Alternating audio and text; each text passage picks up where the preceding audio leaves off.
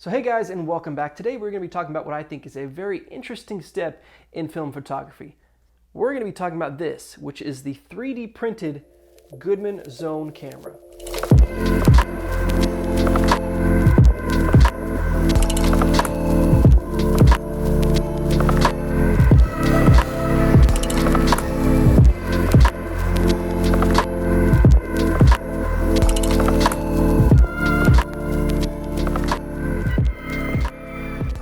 Hello, welcome back, thank you for watching.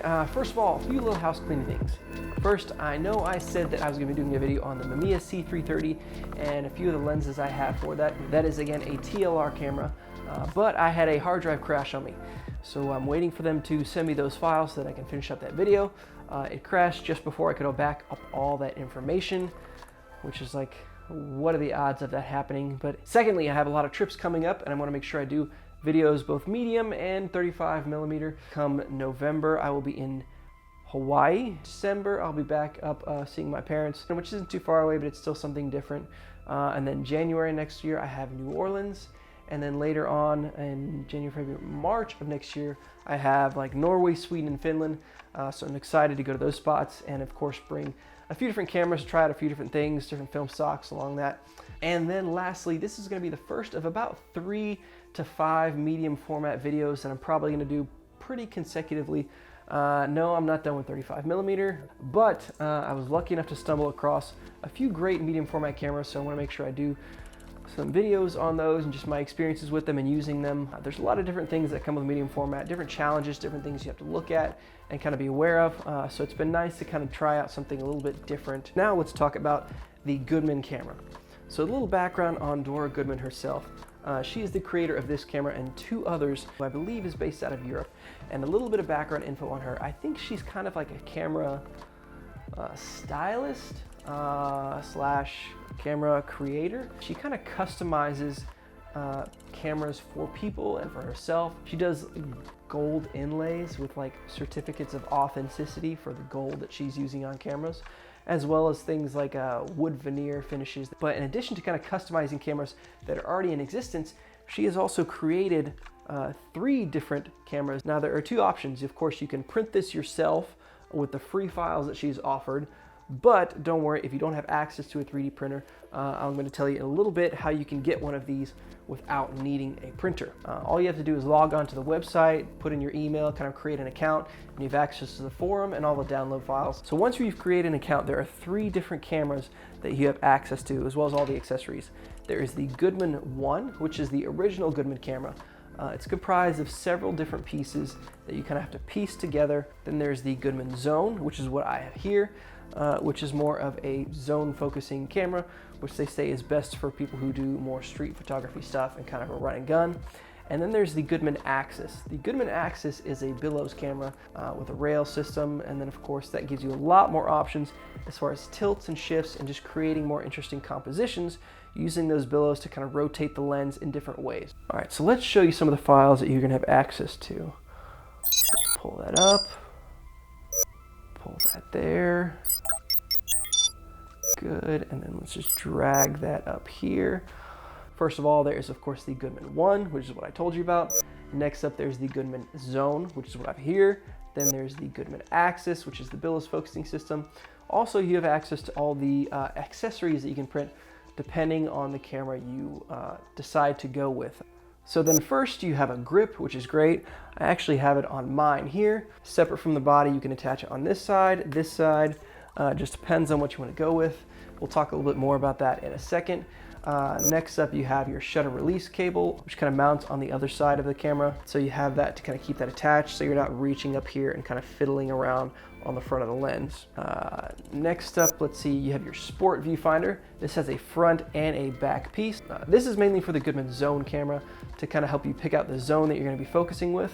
Then there also is another separate viewfinder which Dora uses herself, but to use that you have to buy an additional glass piece off of eBay or something like that to mount into the 3D printed plastic. Also, there is a holder for ground glass, which you can use on all 3 models if I'm not mistaken. There is a 120 backing as well. So if you don't have a backing for an RB67, which we'll go over in a minute, you can 3D print a backing yourself There are a few issues I've read with that, which we will also discuss here in just a minute. And next, there is a cold shoe mount as well. The cameras do not have cold shoes already printed into them, but it's very easy to mount those, and I kind of think it's almost better to kind of be able to take them on and off. That way, if you're not going to use them at all, and they're not taking away from the aesthetic look that has been put into this camera. Also, there is an Apollo 11 edition of the Goodman Zone. But if you do decide to print in white, you're gonna have to paint the interior of the housing black, of course, to make sure that you don't expose your film inappropriately. It's not something you would think of because most people don't print their own cameras. So there's also a backing for the Instax Mini. This was not created by Dora. This is something that people contributed, and she does encourage people to adjust these however you see fit and contribute to the forum to kind of help people create. So this is a little more complex with the Instax Mini backing, but I don't foresee myself doing that anytime soon. Also, I did see where a gentleman put a pinhole on the front end of the Goodman Zone. So it's a few different pieces of 3D printed plastic that would allow you to use this Goodman Zone, or any of the Goodman cameras technically, as pinhole cameras. So the reason I went with the Goodman Zone first is simply because it's basically one solid 3D printed piece of plastic. I do not have a 3D printer. Luckily, I have friends who do, so they were kind enough, they were really pumped on this project, and they decided to help me out. Other than this ring around the front here, which kind of mounts on separately to kind of keep the lens secure to the body. So it's a simple one to start out with. I do have the grip mounted here on the side. It has a little compartment built into it, which is nice. Nice. I love the pattern that's on this handle and just how it sits. I'm not sure what the compartment is for, because apparently it is not big enough to hold a roll of film, which I find very odd. But I did read where somebody's actually making that a little bit bigger. You could also use it for your shutter release cable if you drilled a hole in the bottom and then in the top and kind of mounted it there. That would be cool. Although I feel like if that was the original intention, they would have already put a hole into the 3D printed file. You have a screw mount here and here for your tripods. You just have to put this screw insert in there, which kind of mounts to the body and gives you a little bit more stability than screwing your tripod mount directly into a chunk of plastic. On the top, you have screw mounts up front and the back. These are for the front and rear viewfinders for the Goodman Zone, the sport finders as they're called. On the side here, you have two more screw mounts there and then two more here. These are for either cold shoe mounts, which you could also mount up top, or if you wanted to mount the shutter release cable, like I said, you can mount it on this side, or if you decide to shoot the opposite way, you could put your handle here and shutter release cable here. There are 4 screws here on the front, which mount that front element I was talking about, 3D printed plastic. There is a little screw mount inside that plate as well, which kind of tightens a screw into the lens, which keeps the lens in place. Kind of give you extra security on that, which when you're mounting a lens to a 3D piece of plastic is never a bad thing. As far as lenses go, these are built around the Mamiya press lenses. So this is the 65mm Mamiya press lens. However, you can mount any leaf shutter lens to the front of this camera. You'll just have to print your own custom mounting plate to kind of get it on here.